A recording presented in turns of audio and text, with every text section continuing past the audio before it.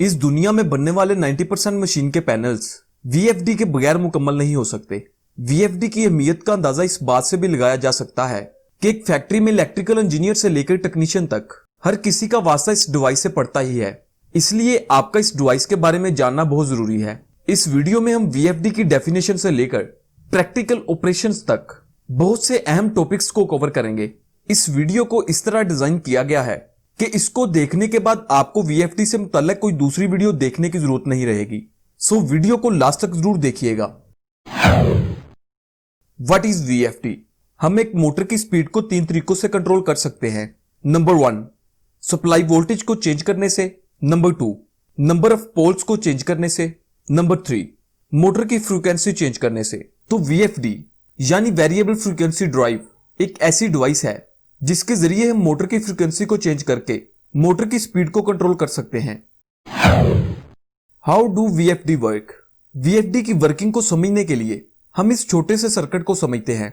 सबसे पहले जब वीएफडी को एसी सप्लाई दी जाती है तो ये डायोड के जरिए डीसी में तब्दील हो जाती है, जिसके बाद सर्किट में लगे कैपेसिटर के जरिए इस डीसी सप्लाई को क्लीन किया जाता है और आखिर में नंबर आता है ट्रांजिस्टर का, जो इस डीसी सप्लाई को दोबारा एसी सप्लाई में तब्दील कर देते हैं। लेकिन जब इस मरले पर डीसी को एसी में तब्दील किया जाता है तो ये डिवाइस फ्रीक्वेंसी और वोल्टेज दोनों को ही चेंज कर देती है। फ्रीक्वेंसी और वोल्टेज का यही चेंज मोटर की स्पीड में चेंज ला देता है। आगे बढ़ने से पहले अगर आप ऑटोमेशन ब्रीफिंग पर नए हैं तो इसे सब्सक्राइब करके बेल आइकन पर क्लिक करना ना भूलें ताकि आपको हमारी लेटेस्ट इंफॉर्मेटिव वीडियोस मिलती रहें। Why we use VFD? हम वीएफडी के जरिए मोटर के बहुत से पैरामीटर्स को कंट्रोल कर सकते हैं, जिसमें पहले नंबर पर आता है एक्सेलरेशन टाइम। इस पैरामीटर में मोटर की स्टार्टिंग स्पीड को कम या ज्यादा किया जा सकता है। दरअसल इसे इसलिए इस्तेमाल किया जाता है ताकि मोटर स्टार्टिंग में झटका ना ले, जो कि मोटर और मशीन दोनों के लिए नुकसानदेह होता है। इसलिए मोटर के एक्सेलरेशन टाइम को कंट्रोल करके मोटर को स्मूथली रन किया जाता है।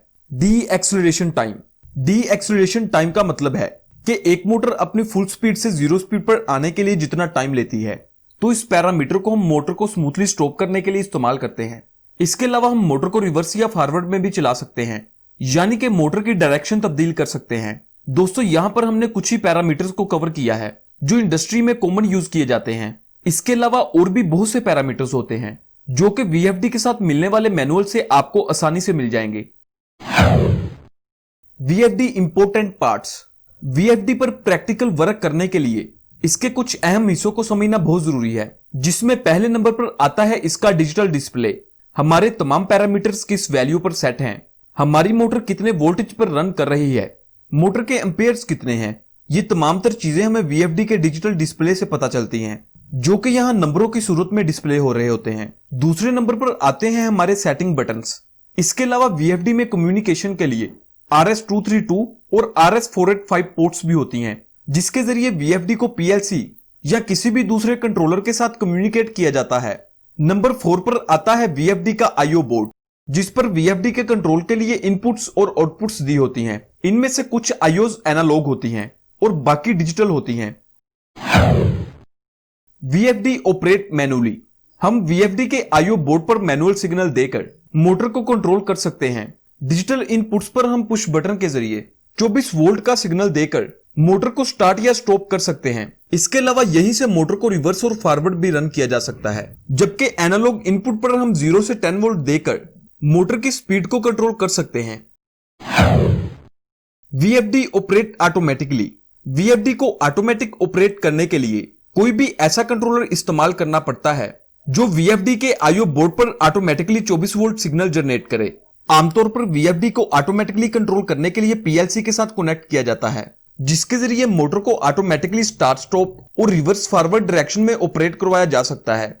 इसके अलावा वीएफडी को कम्युनिकेशन प्रोटोकॉल RS-232 और RS-485 के जरिए डायरेक्ट पीएलसी के साथ कनेक्ट करके ना सिर्फ इसके और भी बहुत से पैरामीटर्स को कंट्रोल किया जाता है, बल्कि इनकी वैल्यूज को भी आसानी से तब्दील किया जा सकता है। Interview question about VFD.